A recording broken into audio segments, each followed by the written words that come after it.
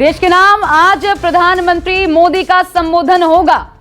यह अहम जानकारी इस वक्त निकलकर सामने आ रही है और ये माना जा सकता है कि जिस तरह आज अनलॉक देखने को मिल रहा है, एक बार फिर बड़ी तादाद में लोग घरों से बाहर निकल रहे हैं, तो शायद देशवासियों को प्रधानमंत्री संदेश दें कि कैसे हमें कोरोना को काबू में रखते हुए काम धंधों को चलाना है। शाम 5 बजे प्रधानमंत्री मोदी देश को संबोधित करेंगे और पूरी ये उम्मीद की जा रही है कि जब आज से अनलॉक की प्रक्रिया तमाम राज्यों में शुरू की गई है, तो लोगों से अपील भी प्रधानमंत्री करेंगे कि कड़ाई से पालन करना अभी भी कोविड प्रोटोकॉल का बहुत जरूरी है। 2 गज की दूरी, मास्क है जरूरी, इस नियम को फॉलो करना अभी भी बहुत ज्यादा जरूरी है। शाम 5 बजे प्रधानमंत्री नरेंद्र मोदी देश को संबोधित करने वाले हैं और पूरी उम्मीद की जा रही है कि इसी पर यह संबोधन होगा प्रधानमंत्री का,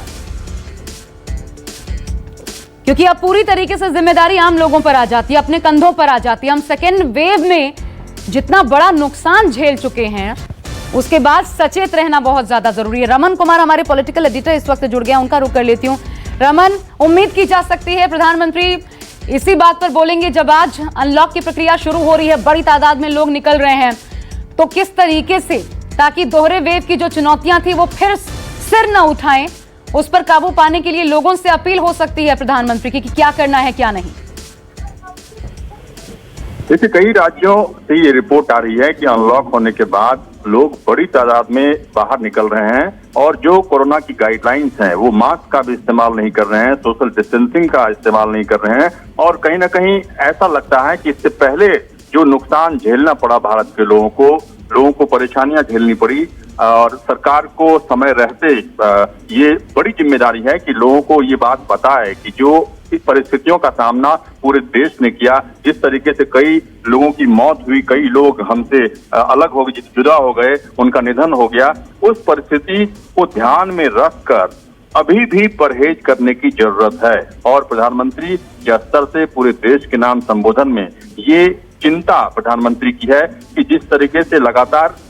ये खबर आ रही है, जिस तरीके से अलग अलग विजुअल सामने आ रहे हैं कि लोग कोरोना गाइडलाइंस का पालन नहीं कर रहे हैं, चाहे दिल्ली की बात करें, मुंबई की बात करें या देश के अलग अलग हिस्सों की बात करें, क्योंकि आज कई देश के अलग अलग राज्यों में कोरोना गाइडलाइंस में ढील देते हुए ये दुकानें खुली हुई है, मेट्रो खुल गई है, बसेज चल रही है और ऑफिसेज में 50% अटेंडेंस दिया गया है और साथ ही साथ कई ऐसी दुकानें जो अभी तक बंद थी वो दुकानें खुल गई हैं, शराब की दुकानें खुल गई हैं, वहां पे बड़ी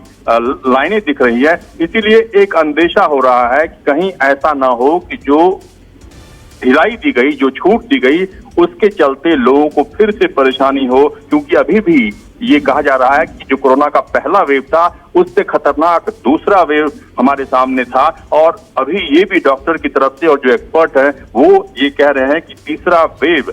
सितंबर से लेकर अक्टूबर तक आ सकता है, इसीलिए परहेज की जरूरत है, ढिलाई बरतने की जरूरत नहीं है। बिल्कुल, लोग जानते हुए भी गलतियां करते हैं, लापरवाही बरतते हैं, इसका खामियाजा भी हम भुगत चुके हैं और जाहिर तौर पर जब प्रधानमंत्री अपील करेंगे देशवासियों से तो उम्मीद की जाती है कि उसका असर होता है, लोग सुनते हैं उनकी बात को और इम्प्लीमेंट करने की कोशिश भी करते हैं और शायद इसलिए भी ये कोशिश होगी। रमन,